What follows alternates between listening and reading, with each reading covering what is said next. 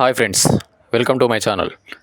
Exit polls అంటే ఏంటి, వాటిని ఎలా లెక్కిస్తారు? ఈసారి లోక్సభ ఎన్నికలు మొత్తం 7 దశలో జరిగాయి. ఏప్రిల్ 19వ తేదీ నుంచి మొదలుకొని జూన్ 1వ తేదీ వరకు వారం రోజుల గ్యాప్ చొప్పున 7 దశలో పోలింగ్ సాగింది. 7వ దశ పోలింగ్ ముగింపు దశకు చేరుకోవడంతో ఇప్పుడు అందరి దృష్టి ఎగ్జిట్ పోల్స్పై పడింది.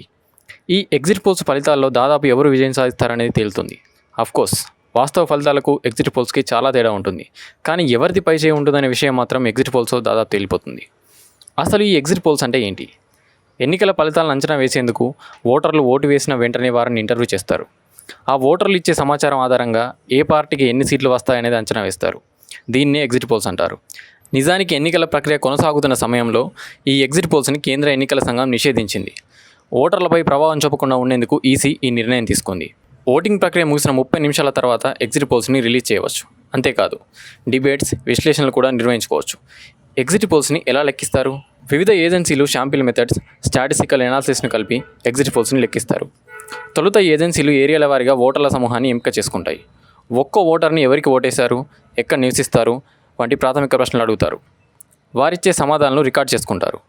నిపుణులు ఈ డేటాని పరిశీలించి ఎన్నికల ఫలితాల గురించి అంచనా వేసేందుకు విశ్లేషిస్తారు.